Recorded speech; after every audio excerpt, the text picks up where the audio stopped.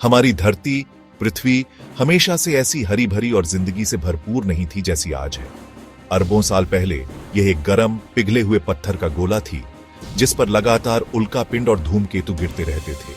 शुरुआती पृथ्वी एक अराजक और हिंसक जगह थी, आज की खूबसूरत धरती से बिल्कुल अलग। लाखों सालों में पृथ्वी धीरे धीरे ठंडी हुई, इसकी सतह एक परत में जम गई। ज्वालामुखी फटते थे जिससे गैस और जल वाष्प वायुमंडल में फैलते थे। यह बहुत बड़े भूवैज्ञानिक उठापटक का समय था जिसने पृथ्वी के भविष्य को आकार दिया। जैसे जैसे पृथ्वी ठंडी होती गई, वायुमंडल में मौजूद जल वाष्प संघनित होकर विशाल महासागरों का निर्माण हुआ। ये शुरुआती महासागर शायद आज के महासागरों से बहुत अलग थे, जिनकी रासायनिक संरचना अलग थी। फिर भी इन आदिम पानी में अब तक की सबसे बड़ी कहानी, जीवन की उत्पत्ति का मंच तैयार था। एक ऐसे समय की कल्पना कीजिए जब हमारा ग्रह एक खाली कैनवास था जिस पर जीवन की उत्कृष्ट कृति चित्रित होने के लिए तैयार थी।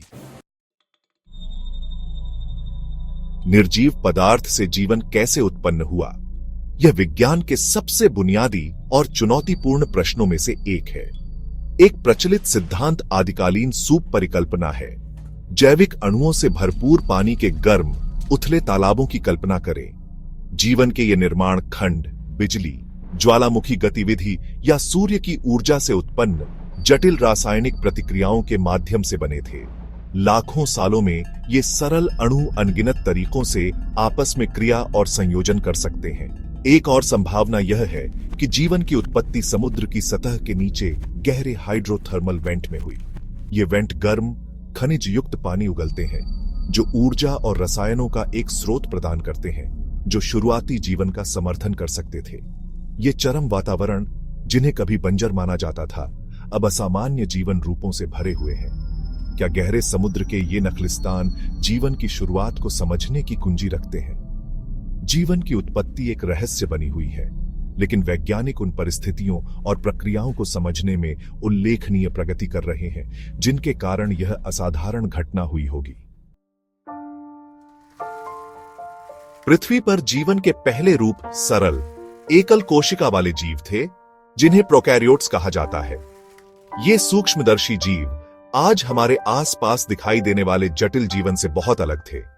वे अविश्वसनीय रूप से छोटे थे, जिनमें नाभिक या अन्य झिल्लीबद्ध अंग नहीं थे। फिर भी इन सरल कोशिकाओं में अपनी आनुवंशिक जानकारी को अपने वंशजों तक पहुंचाने की उल्लेखनीय क्षमता थी। इसने पृथ्वी के इतिहास में एक महत्वपूर्ण क्षण, जैविक विकास की शुरुआत को चिह्नित किया।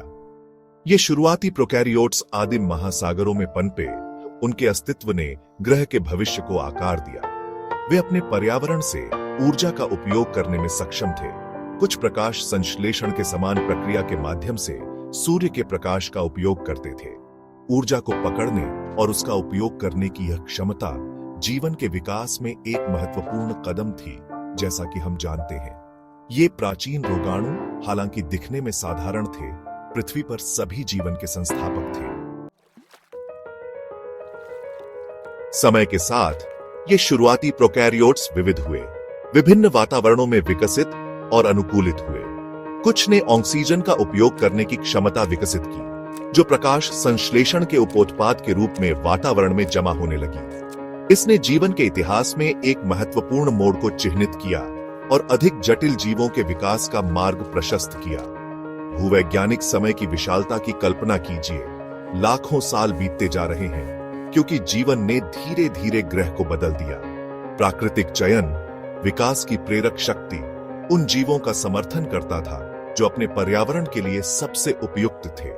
लाभप्रद लक्षणों वाले जीवों के जीवित रहने, प्रजनन करने और अपने जीन को पारित करने की अधिक संभावना थी। अनगिनत पीढ़ियों में छोटे छोटे बदलाव जमा हुए जिससे नई प्रजातियों का उदय हुआ और आज हम जीवन की अविश्वसनीय विविधता देखते हैं। भाग 5, ऑक्सीजन का उदय। प्रकाश संश्लेषण के विकास का पृथ्वी के वायुमंडल पर गहरा प्रभाव पड़ा। जैसे ही प्रकाश संश्लेषक जीवों ने ऑक्सीजन को अपशिष्ट उत्पाद के रूप में छोड़ा, इस गैस का स्तर धीरे धीरे बढ़ता गया। ऑक्सीजन का यह उदय दोधारी तलवार थी, पृथ्वी पर जीवन के लिए वरदान भी और अभिशाप भी। कुछ जीवों के लिए ऑक्सीजन विषाक्त था, जिससे उन्हें अवायवीय वातावरण में पीछे हटने के लिए मजबूर होना पड़ा। हालांकि दूसरों ने श्वसन के लिए ऑक्सीजन का उपयोग करने की क्षमता विकसित की, ऊर्जा उत्पन्न करने का एक अधिक कुशल तरीका। ऊर्जा उत्पादन में इस नवाचार ने बड़ी, अधिक जटिल कोशिकाओं और अंततः बहुकोशिकीय जीवों के विकास का मार्ग प्रशस्त किया। ऑक्सीजन का उदय जीवन के इतिहास में एक महत्वपूर्ण घटना थी, जिसने ग्रह को बदल दिया और नए और अधिक जटिल जीवन रूपों के विकास को गति दी। इसने एक महत्वपूर्ण मोड़ को चिह्नित किया, एक ऐसी दुनिया से जो सरल, एकल कोशिका वाले जीवों के प्रभुत्व वाली थी, विविधता से भरी दुनिया के रूप में। लगभग 1.5 अरब साल पहले एक उल्लेखनीय घटना घटी, यूकेरियोटिक कोशिकाओं का उदय। ये कोशिकाएं अपने प्रोकैरियोटिक पूर्वजों की तुलना में बड़ी और अधिक जटिल थीं, जिनमें एक नाभिक और अन्य झिल्लीबद्ध अंग थे। यह विकास जीवन के विकास में एक बड़ी छलांग थी, जो आज हम पौधों, जानवरों और कवक की अविश्वसनीय विविधता की नींव रखता है। पहली यूकेरियोटिक कोशिका की कल्पना कीजिए, एक सूक्ष्म चमत्कार जिसमें सभी जटिल जीवन का खाका होता है। इन यूकेरियोटिक कोशिकाओं से बहुकोशिकीय जीवों का विकास जीवन की यात्रा में एक और महत्वपूर्ण क्षण था। एकल कोशिकाओं से बहुकोशिकीय जीवों में इस संक्रमण ने अधिक विशेषज्ञता और जटिलता की अनुमति दी। कोशिकाओं ने सहयोग और संचार करना शुरू कर दिया, ऊतकों, अंगों और अंततः जटिल जीवों का निर्माण किया। इसने एक नए युग का उदय किया, जहां पृथ्वी पर जीवन उत्तरोत्तर विविध और अद्भुत होता जाएगा। इन विनम्र शुरुआत से जीवन का विकास और विविधता जारी रही, पृथ्वी के हर कोने में उपनिवेश बना। जीवाश्म रिकॉर्ड नवाचार, विलुप्ति और अनुकूलन की कहानी कहता है, जो जीवन के लचीलेपन और रचनात्मकता का प्रमाण है। लगभग 540 मिलियन वर्ष पहले कैम्ब्रियन विस्फोट में अधिकांश प्रमुख जानवरों के फाइला की अचानक उपस्थिति के साथ विकासवादी नवाचार का अभूतपूर्व विस्फोट हुआ।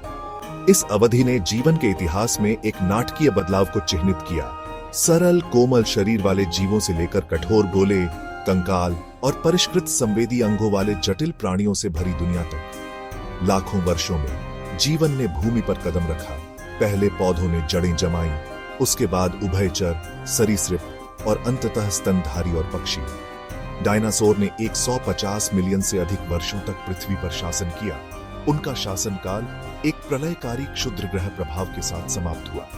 इस सामूहिक विलुप्ति घटना ने स्तनधारियों और अंततः हमारी अपनी प्रजाति होमो सेपियंस के उदय का मार्ग प्रशस्त किया।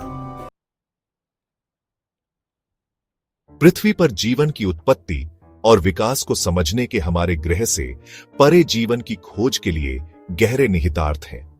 जैसे जैसे हम अंतरिक्ष की विशालता का पता लगाते हैं, नए ग्रहों और चंद्रमाओं की खोज करते हैं, यह सवाल उठता है कि क्या हम ब्रह्मांड में अकेले हैं? पृथ्वी पर जीवन को जन्म देने वाली परिस्थितियों का अध्ययन करके हम ब्रह्मांड में कहीं और रहने योग्य वातावरण के लिए अपनी खोज को परिष्कृत कर सकते हैं। शायद किसी दूसरे तारे की परिक्रमा करने वाले दूर के ग्रह पर जीवन ने भी जड़ें जमा ली है। अंतरिक्ष और समय के विशाल कैनवास पर अपनी अनूठी कहानी सामने आ रही है।